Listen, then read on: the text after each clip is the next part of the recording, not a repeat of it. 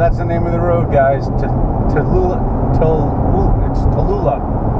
Jesus. Tallulah Road. 17 miles till we're there. Hopefully this is doing a good job recording. And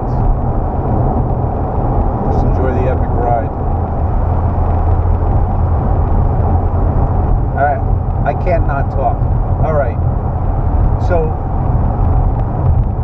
to give a comparison of cars, it helps to know that I own a 997.1 911 Turbo, and I drove that out to Arizona in May of last year, visit my brothers, Steve and Jay. Hey guys, this is my stepsister Allie. Hey Allie.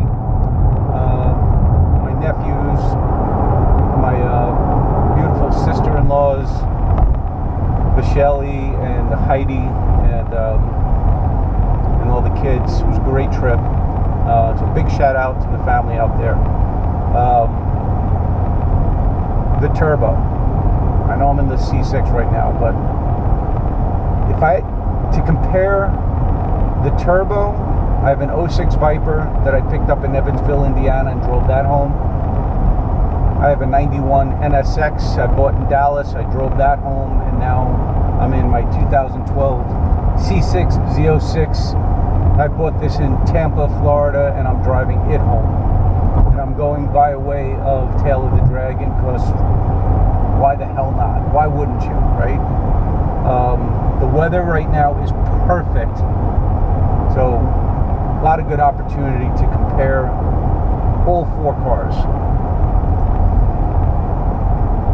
I'll start with the NSX.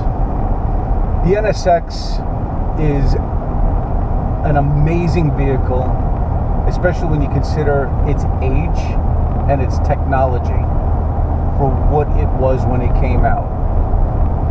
I love my NSX. I will never ever get rid of it.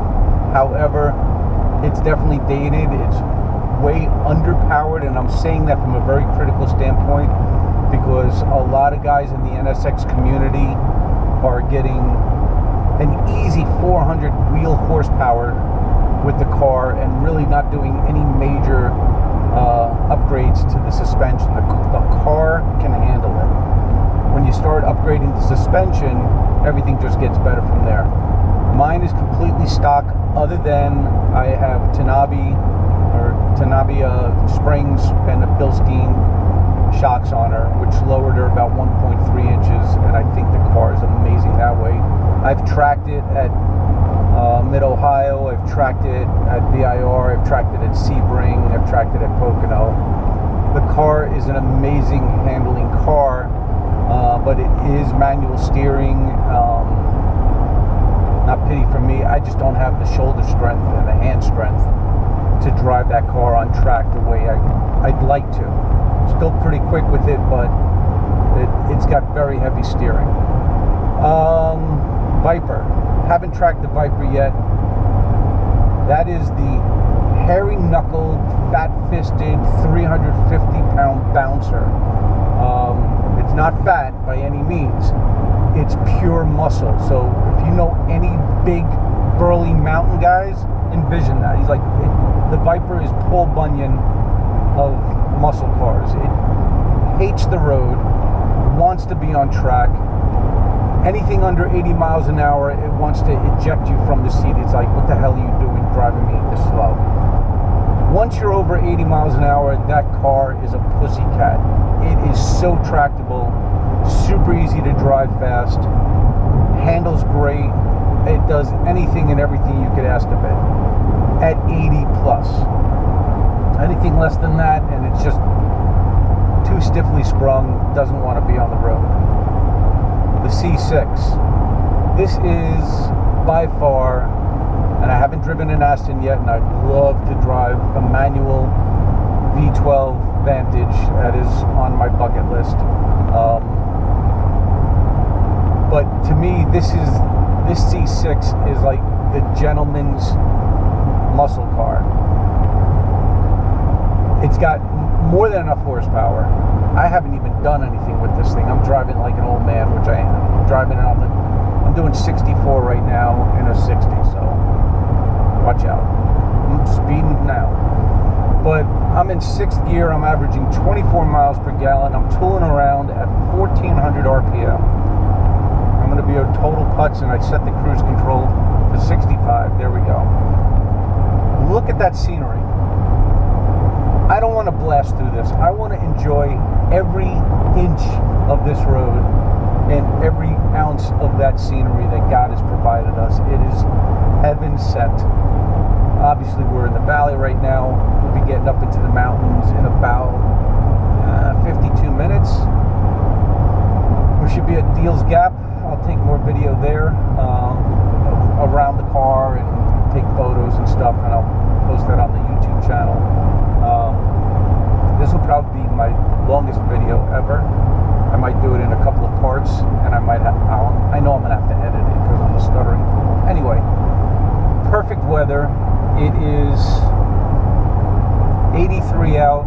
It's a little humid, not too bad, but I'm not in a turbocharged car. I'm in a naturally aspirated 7-liter LS7 motored C6 Z06 2012 Chevy Corvette in Carlisle blue.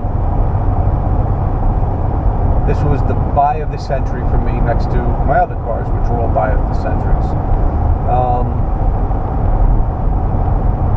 So we've compared 3, and not total in-depth detail. I'll get into that more when we start carving the road up. Last but not least, the 997 Turbo. That is a do-all car. It can do anything and everything. It's not the S, it's standard turbo. It's all-wheel drive. It does have the Sport Chrono package on it, which is kind of fun. I tend not to use it. I didn't even use it when I was on track. I didn't need to. The car is ridiculously capable, and I'm sure guys that are C6 Corvette owners, Viper owners, you're going to say that those cars are completely capable, which they are, obviously. I haven't driven those on track. Look at that bike, guys. Holy crap. It's a little big. I don't think I'll fit it. Oh my God, that thing was like 4 times the size of a normal chopper. Anyway, 88 ADD much? So, yeah, I've tracked the Turbo, and I've tracked the NSX. This car was purchased with the intent to be my DE car now that I'm an instructor.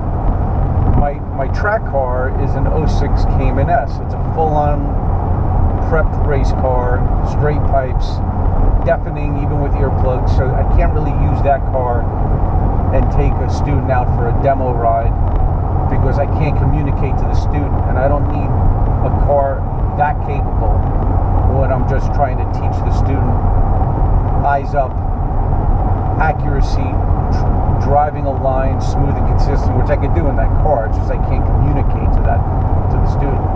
So that was why I was buying this car. Plus, I didn't have a V8 in my collection anymore. I had a CLK 63 black. I got rid of it. That was a sore subject, but I still feel it was the right decision. Because now I'm in this car, and this car is just, this is better than the black. The black was an amazing car, but the black was not a road car. It's too stiff. And personally, I think it was too high for the track and too pretty. Anyway, so that's a real quick synopsis of those 4 cars. I'm going to get into a little bit more detail. Because I'm in the C6, I'm going to start bragging on what I don't like about this car right now. Even though in 2012, Chevy finally listened to the Corvette owners who were bitching up a storm about how shitty the seats were. They supposedly improved the seats. For a long cruise, these seats are extremely comfortable. The Viper seats, my 06 Viper, I find those seats to be very comfortable. However, the Viper seat definitely has better bolstering than even these seats. This has adjustable lumbar and adjustable side bolsters, that's a nice feature, but it's certainly not enough. It does have it's the leather with the suede insert, which I like from a grip standpoint. So you are grippy. Obviously, I haven't been on track yet, so the jury's out on how well that would actually work. Given the amount of grip that this car has right out of the box, I'm going to say a better seat is going to make all the difference in the world in getting better lap times. Ride on the road is unbelievably comfortable. I mean, it's ridiculous how comfortable this ride is.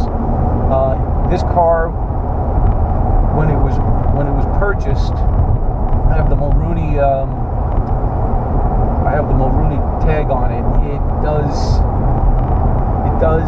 indicate that it came with the Spider wheels, which was a 1995 upgrade from the stock Z06 rims. This car is sitting on ZR1 chromed rims, 19s in the front, 20s in the back. So we're running 285, 30 19s up front and 335, 25 20s in the back. I was a little concerned that the ride